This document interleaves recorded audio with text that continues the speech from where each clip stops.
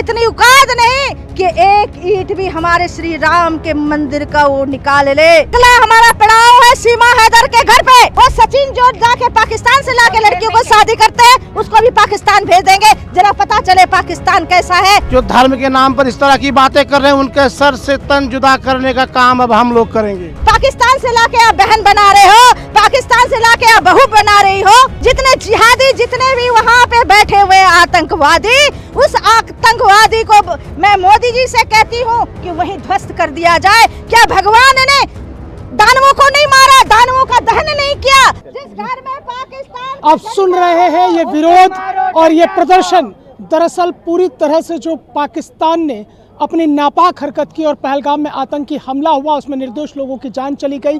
अब पूरा तनातनी का माहौल है और पाकिस्तान के खिलाफ भारत की बैठकों से ही वो बौखलाहट नज़र आ रही है कि अलग अलग तरह की बयानबाजी हो रही है।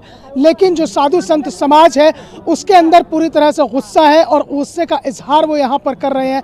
हाथों में तलवार लिए हुए हैं। नारा ये है कि कटेंगे नहीं काटेंगे। जी, हमारा अगला हमारा पड़ाव है सीमा हैदर के घर पे और उसे खदेड़ेंगे यहाँ से, हिंदुस्तान से, कि हमारे घर में हिंदुस्तान की बेटियां नहीं है क्या? वो सचिन जो जाके पाकिस्तान से लाके लड़कियों को शादी करते हैं, उसको भी पाकिस्तान भेज देंगे, जरा पता चले पाकिस्तान कैसा है। और अगला पड़ाव हमारा सीमा हैदर क्या है, उसे उसी टाइम घर से घसीट के निकाल के। सीमा हैदर के बारे में उनके वकील कह रहे हैं कि हमारी जो है तमाम कागजी ऐसी की तैसी, उसकी वकील की ऐसी की तैसी, वो भी जाए, वो वहाँ पैसे नोट खा रहा है, पता नहीं उसके साथ क्या संबंध है सीमा हैदर के साथ, उसे भी खदेड़ दिया जाएगा, उस वकील को नहीं बख्शा जाएगा। वकील के संबंध है सीमा हैदर के साथ? बिल्कुल होगा, तभी तो हिंदुस्तान के खिलाफ वो सीमा हैदर की वो बहन बना के बैठा हुआ है।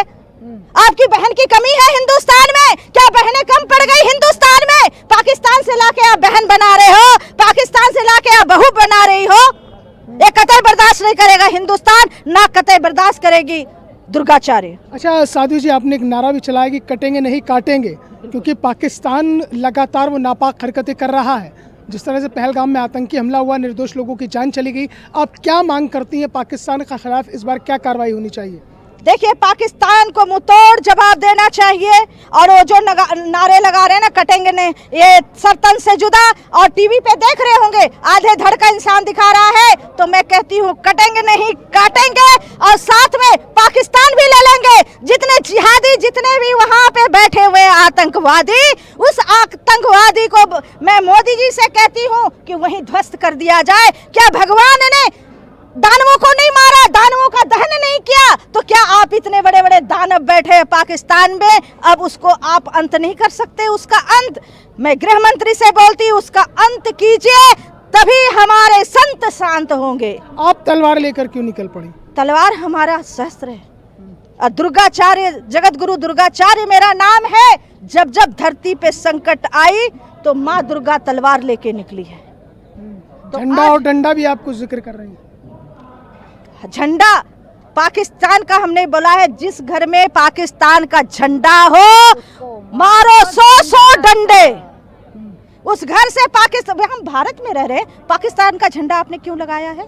आप पाकिस्तान में रह रहे हो तो ये रक्षा मंत्री का काम है, ये प्रशासन का काम है, ये हमारे नेताओं का काम है। वो क्या कर रहे हैं? हर घर में पाकिस्तान का झंडा क्यों लहरा रहा है? आप इतने कमजोर हो गए हो कि भारत का झंडा नहीं है घर पे? आप कोई मोहल्ले में जाइए, देखिए पाकिस्तान का झंडे फहरा रहे हैं, इनको निकालिए, इनको घर से चुन चुन के मारना चाहिए। साधु जी, मेरा सवाल है एक, और सबसे ही वो सवाल होगा, पाकिस्तान की एक सांसद है, उसका एक कल बयान आया है कि अयोध्या में राम मंदिर का निर्माण हो चुका है, लेकिन पाकिस्तान की सेना बहुत जल्द बाबरी मस्जिद की ईंट रखेगी और अजान मुनीर पड़ेगा। अरे उसमें ताकत नहीं है। जिसके हाथ में कटोरा हो, जिसके हाथ में कटोरा हो, हर देश से जाके भीख मांग के लाता हो, वो क्या बोलेगा? बोलते हैं ना कि छोटी मुंह बड़ी बात बोल रहा है पाकिस्तान। पाकिस्तान की इतनी औकात नहीं कि एक ईंट भी हमारे श्री राम के मंदिर का वो निकाल ले।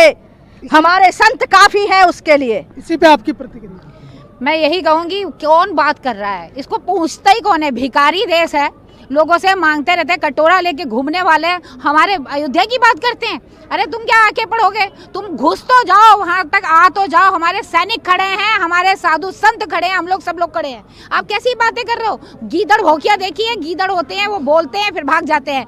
जब ऐसे होता है ना, ये सिर्फ बोलते हैं और कुछ नहीं है। तुम आतंकवादी हो, आतंकवादियों को तुम्हें रहने नहीं देंगे। तुम घबरा चुके हो, कुछ भी बोलोगे क्या अब हम अयोध्या की तरफ अपना ध्यान बढ़ाएं? क्यों? वहां तक तो तुम पहुंच ही नहीं पाओगे।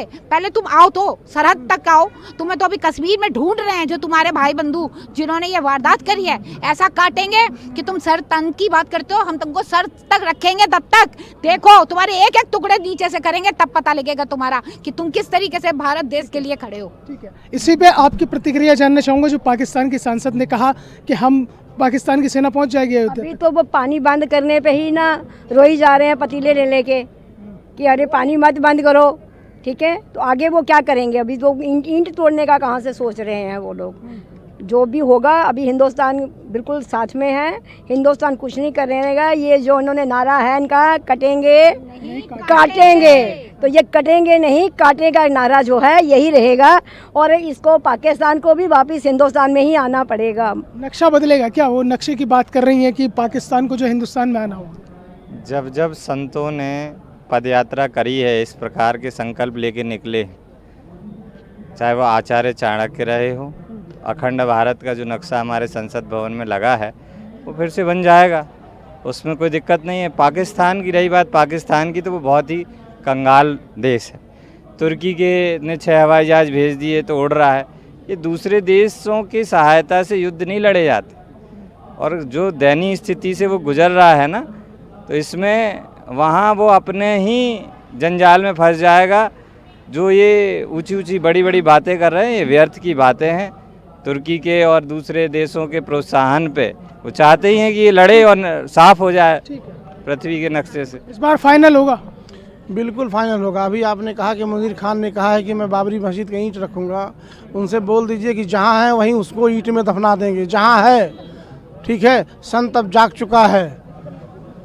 और ये समझ लीजिए कि सर तन से जुदा करने वाले जितने जिहादी हैं, जो धर्म के नाम पर इस तरह की बातें कर रहे हैं, उनके सर से तन जुदा करने का काम अब हम लोग करेंगे। ठीक है, तो ये पूरी तरह से गुस्सा है पहलगाम आतंकी हमले को लेकर साधु संत समाज के भीतर, और जो आधार बनाया है वो आधार बना है सर तन से जुदा, और साफ तौर पर ऐलान है कि अब कटेंगे नहीं काटेंगे। फिलहाल लीडिंग भारत के लिए मूलचंद चौहान के साथ मैं मोहसिन खान।